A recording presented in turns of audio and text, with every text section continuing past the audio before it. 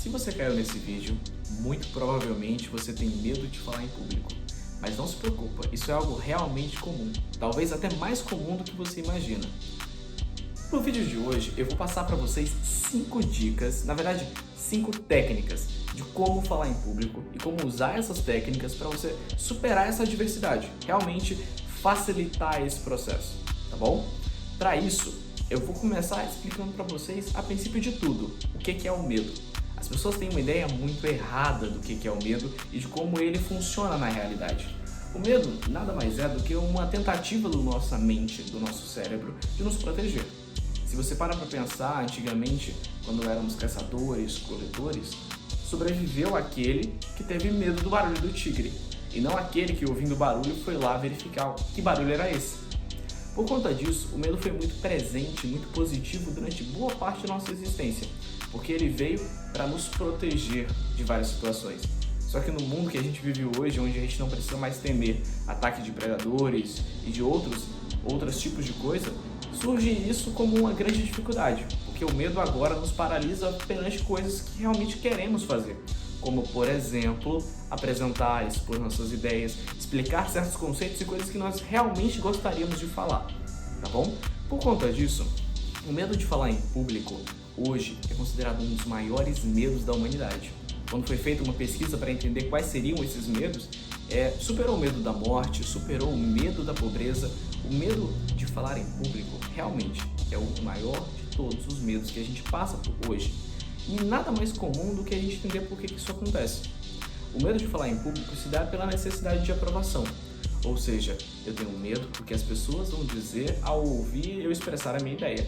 E a gente tem medo desse julgamento. Isso é muito comum também, porque nós somos um ser social. Desde que humano e se entende por humano, a gente vive em grupo. A gente já fez vilas, a gente já fez cidades, vilarejos, países, impérios. Tudo foi construído em sociedade, em grupo. Então você tem medo do julgamento do grupo pelo medo de ser ou não aprovado pelo grupo. Por conta disso, esse é um medo muito comum. Eu quero explicar o seguinte. O medo, ele não entende o que é real do que não é real. Então, por exemplo, se você sofre um assalto à mão armada, você sente medo. Mas se você apaga as luzes no quarto, em casa, e olha para um lado e olha para o outro, você também pode ficar com medo, porque você começa a imaginar o que tem naquele escuro. Ah, tem um ladrão, tem um assaltante, tem um monstro, tem alguma coisa, tem um bicho, tem isso e aquilo. Você não sabe, mas a sua mente, ela trabalha no seu corpo e produz os mesmos hormônios que você sente quando é um perigo real e quando é um perigo que não é real. Por conta disso, você sente esse frio na barriga toda vez que vai falar em público e às vezes pode até travar, porque é uma tentativa da sua mente de proteger você.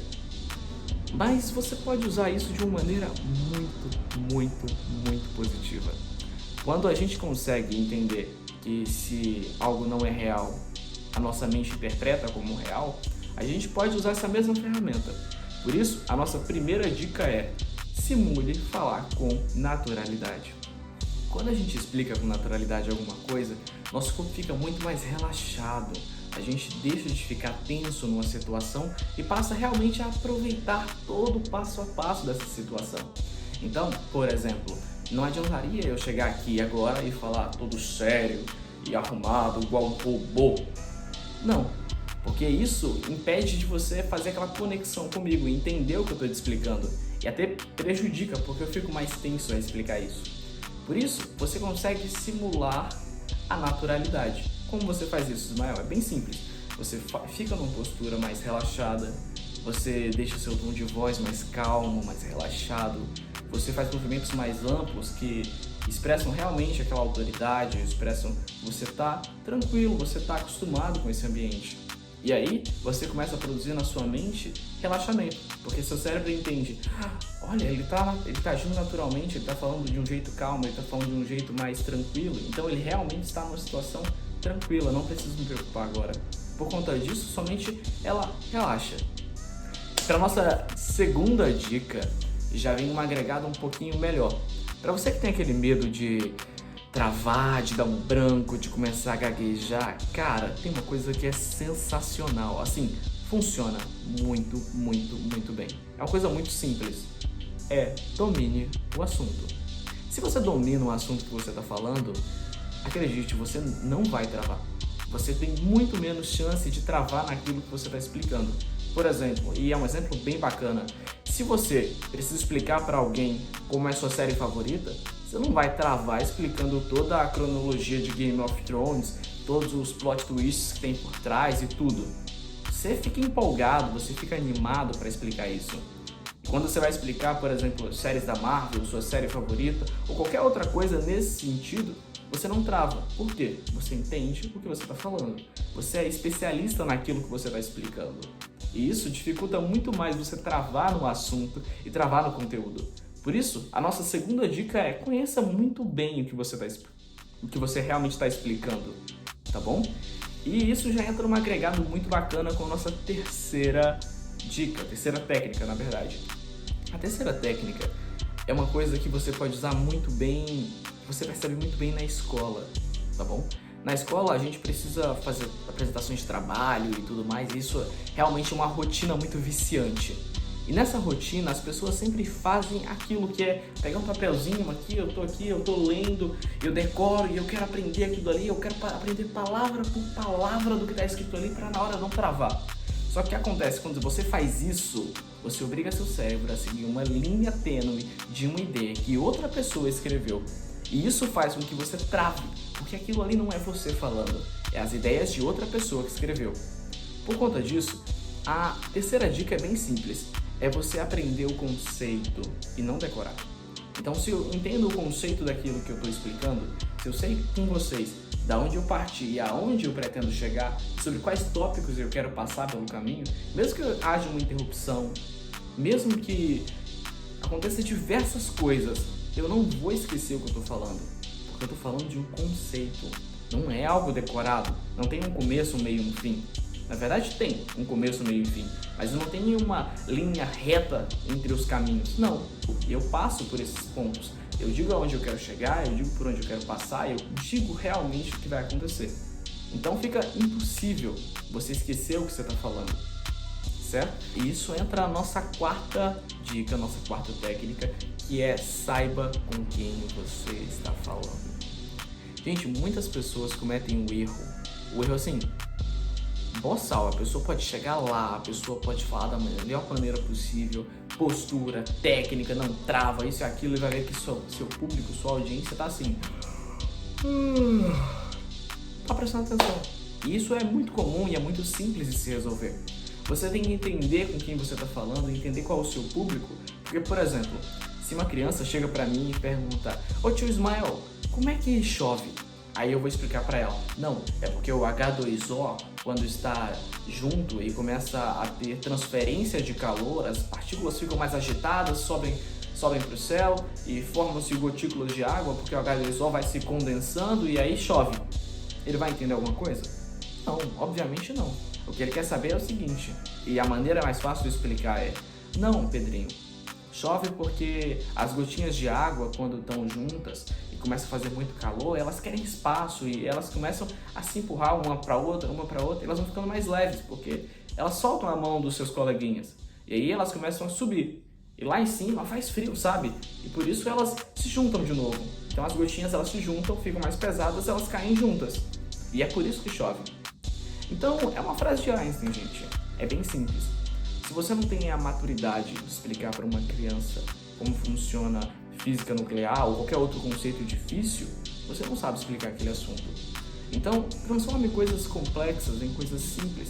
Entenda o público que você está falando. Se eu estou explicando para um público que é mais leigo no conteúdo, não adianta nada eu usar termos técnicos. Da mesma forma, como quando eu estiver fazendo uma reunião na minha empresa, não adianta eu explicar para as pessoas de maneira muito simples, porque elas já entendem isso e até dominam melhor do que eu. Então a melhor maneira possível é eu explicar de um jeito que elas entendam. Então explique para o seu público da maneira que ele entende. Use os termos certos com as pessoas certas. E a nossa quinta técnica, gente, essa aqui é a melhor, é a mais poderosa de todas, tá? Por isso eu vou fazer uma pesquisa aqui com vocês primeiro, tá?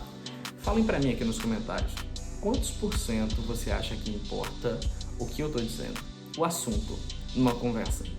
Vamos lá, eu vou dar até um tempo para vocês aqui, ó. Colocar um cronômetro aqui na tela.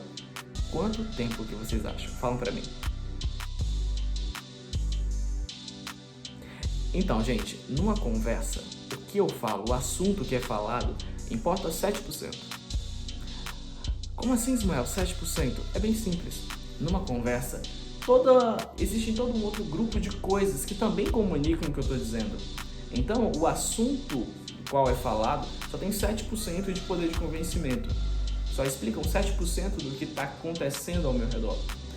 E da onde vem os outros 93%? É bem simples. O meu tom de voz explica muito sobre o que eu estou dizendo. Então, ele é muito importante. Por exemplo, você vai entender muito bem agora. Eu chego pra vocês e falo: nossa, gente, eu tô muito triste. Ou eu digo: eu tô muito feliz, assim, eu tô muito empolgado. Tá vendo? O que eu disse falou uma coisa, mas o meu corpo, a minha voz, explicou outra coisa.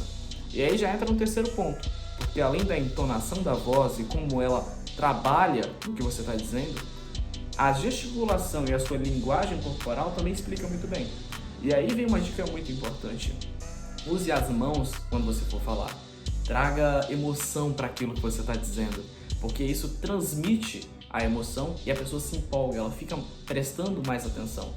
E a questão da linguagem corporal também é muito simples, porque você tem que usar a mão para explicar o que você basicamente, travei aqui. Você tem que usar a mão, as mãos na verdade, para explicar aquilo que você está dizendo. Então você tem que usar ela como auxiliar ao que você está explicando. Ela tem que transmitir a mesma coisa que você está falando. Não basta simplesmente eu rodar a mão aqui, tererê, tarará, e achar que vocês vão entender. Não. A mão, ela tem que ser usada como um explicador também. E essa é a nossa quinta dica. Mas antes de vocês irem embora, cara, eu vou dar uma dica bônus pra vocês, tá bom? Para aqueles que têm um certo, como eu posso dizer, quando você tem aquela gagueira, quando você vai explicar e você começa a gaguejar, quando você está explicando e você começa a ficar mais nervoso, você só lembra disso. O mais importante de tudo, você vai alterar o seu tom vocal, você vai subir meio tom. Então, se você estiver explicando e você começar a gaguejar, é só você alterar o tom, falar um tom um pouquinho mais grave e você para de gaguejar na hora, tá bom? Experimentem aí e me digam se realmente funciona com vocês, tá bom, galera? No mais, muito obrigado. Curte se você gostou, segue aqui a gente, que a gente vai estar postando sempre mais novidades e muito obrigado, galera. Tchau, tchau.